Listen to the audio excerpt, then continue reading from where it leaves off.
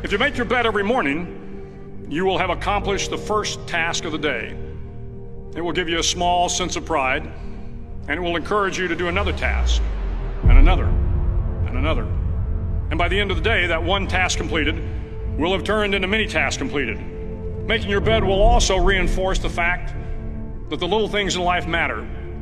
If you can't do the little things right, you'll never be able to do the big things right. And if by chance you have a miserable day, you will come home to a bed that is made, that you made. And a made bed gives you encouragement that tomorrow will be better. To pass SEAL training, there are a series of long swims that must be completed. One is the night swim. Before the swim, the instructors joyfully brief the students on all the species of sharks that inhabit the waters off San Clemente. They assure you, however, that no student has ever been eaten by a shark, at least not that they can remember. But you are also taught that if a shark begins to circle your position, stand your ground. Do not swim away. Do not act afraid. And if the shark, hungry for a midnight snack, darts towards you, then summons up all your strength and punch him in the snout, and he will turn and swim away. There are a lot of sharks in the world. If you hope to complete the swim, you will have to deal with them. So if you want to change the world, don't back down from the sharks. Over a few weeks of difficult training, my SEAL class, which started with 150 men, was down to just 42. There were now 6 boat crews of 7 men each. I was in the boat with the tall guys, but the best boat crew we had was made up of the little guys, the Munchkin crew, we called them. No one was over 5'5". The Munchkin boat crew had 1 American Indian, 1 African American, 1 Polish American, 1 Greek American, 1 Italian American, and 2 tough kids from the Midwest.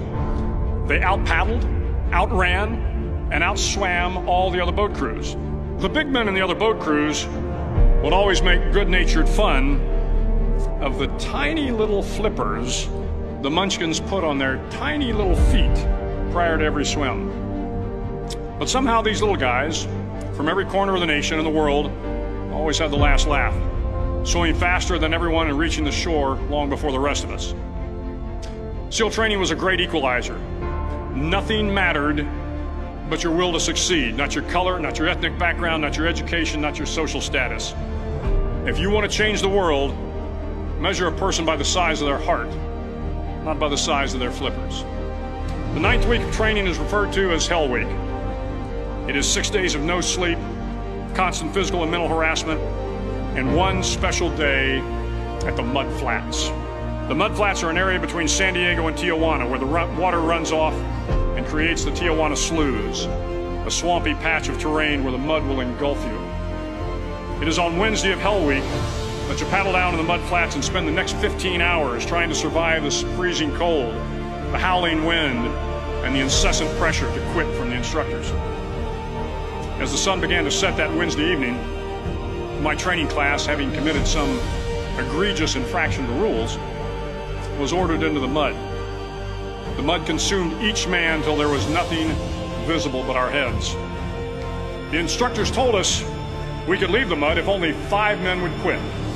Only 5 men, just 5 men, and we could get out of the oppressive cold.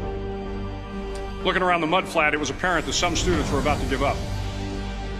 It was still over 8 hours till the sun came up. 8 more hours of bone-chilling cold.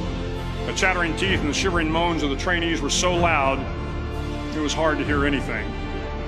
And then one voice began to echo through the night.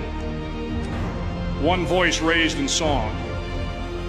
The song was terribly out of tune, but sung with great enthusiasm. One voice became 2, and 2 became 3, and before long, everyone in the class was singing.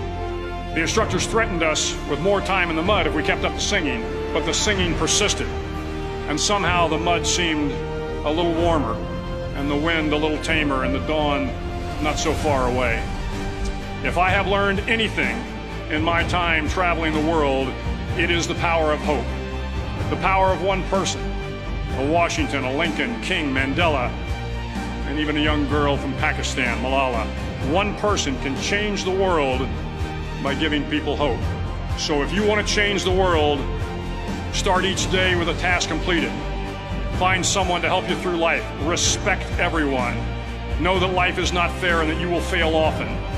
But if you take some risks, step up when the times are the toughest, face down the bullies, lift up the downtrodden, and never ever give up.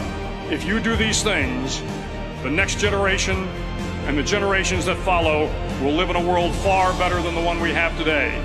And what started here will indeed have changed the world for the better.